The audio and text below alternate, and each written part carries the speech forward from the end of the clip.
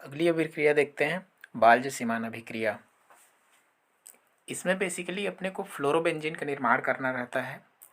इसमें होता ये है कि डाइअजोनियम जो क्लोराइड होता है, जैसे डाइअजोनियम लवण होता है, जब बेंजीन के साथ में आपका नाइट्रोजन और क्लोरीन जुड़ा हुआ होता है, जैसे डाइअजोनियम लवण का फॉर्मूला होता है C6H5N2Cl, ये इसका फॉर्मूला है। लेकिन इसका स्ट्रक्चर अगर हम लोग देखें कैसे बनता है, तो C6H5 जिसको हम लोग फेनिल भी कहते हैं, तो उसका स्ट्रक्चर जो है वो ऐसा है, उसका फेनिल का स्ट्रक्चर ये बनता है। अब इसमें क्या है कि N2 रहता है, तो एक नाइट्रोजन जो है वो यहाँ पर डायरेक्ट जो कार्बन का जो नाभिक है उसके साथ में जुड़ा हुआ होता है।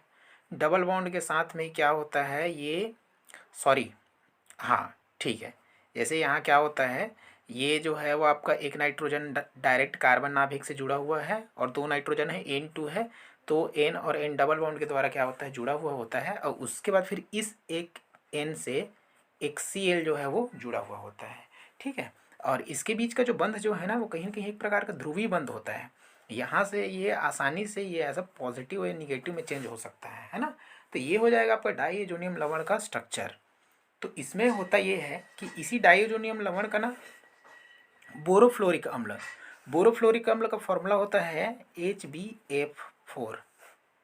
इसके साथ में हम लोग अभिक्रिया कराते हैं, इसका डाइअजोनियम लवण और ये जो बोरोफ्लोरिक अम्ल है ना उसका अभिक्रिया कराते हैं। तो यहाँ से बेसिकली आपका ये होता है कि जैसे ये वाला जो है ना, इसमें भी जैसे आप देखोगे यहाँ हाइड्रोजन है और ये आपका BF4 है, ये है ना। यहाँ से क्या हो जाता है, हाइड्रोजन अलग हो जाता है, हाइड्रोजन अलग। इसके दो भाग है ना, एक तो ये वाला भाग, ये वाला भाग इसका माइनस वाला भाग है, इसका ये वाला H प्लस वाला जो है, सॉरी H वाला जो भाग है वो प्लस वाला है ना। तो ये, तो यहाँ होता ये है कि इसका H प्लस वाला भाग जो है इसके Cl माइनस वाले भाग से क्रिया कर लेता है और आपका HCl बना करके निकल जाता है, ठीक है। यहाँ से क्या हो जाएगा, माइनस HCl निकल जाएगा, है ना। क्या बचेगा, ये इसका BF4 माइनस वाला पार्ट बचेगा और वो जा करके क्या हो जाता है, इस N2 के साथ में आसानी से जा करके जुड़ जाता है। तो इसका स्ट्रक्चर कैसे बनेगा, तो कुछ इस प्रकार से बनेगा इसका स्ट्रक्चर। ये आपका फेनिल है ना, जिसको आप बेंजीन कह सकते हो इसको, ये है।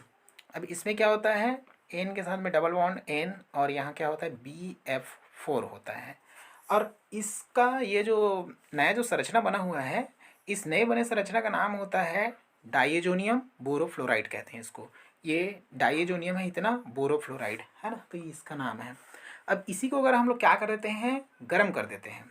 अब इसको जैसे ही हम लोग क्या करते हैं, गर्म करते हैं, तो यहाँ से ना ये यहाँ से क्या हो जाता है, जैसे इसका स्ट्रक्चर क्या बना हुआ है, ये इसका स्ट्रक्चर है, ये इसका जो स्ट्रक्चर है उसका नाम क्या है, बोरोफ्लोराइड, डाइएजोनियम, डाइएजोनियम बोरोफ्लोराइड इसका स्ट्रक्चर का नाम है पूरा, है ना। इस यौगिक का जो कंपाउंड जो नया बना है उसका, इसको हम लोग क्या करेंगे, हीट करेंगे।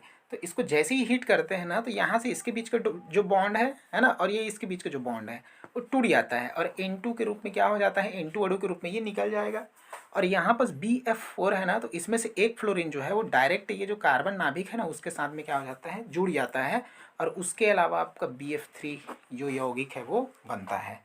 तो यहाँ ये होगा कि डाइएजोनियम लवण का क्रिया हम लोग बोरोफ्लोरिक अम्ल, ये बोरोफ्लोरिक अम्ल है उससे कराते हैं, तो डाइएजोनियम बोरोफ्लोराइड बनता है। और इस डाइएजोनियम बोरोफ्लोराइड को अगर हम लोग गर्म कर देते हैं, तो यहाँ से फ्लोरोबेंजीन बनता है, या फिर इसको हम लोग बेंजीन फ्लोराइड कहेंगे इसको, ठीक है। तो बस ये है। चलिए तो देखते हैं इसका थ्योरी क्या है। तो डाइएजोनियम क्लोराइड बोरोफ्लोरिक अम्ल से अभिक्रिया करके डाइएजोनियम बोरोफ्लोराइड लवण बनाता है, ये है आपका डाइएजोनियम लवण। डाइएजोनियम लवण जो है वो आपका बोरोफ्लोरिक अम्ल से क्रिया कर रहा है और आपका डाइएजोनियम बोरोफ्लोराइड का निर्माण कर रहा है।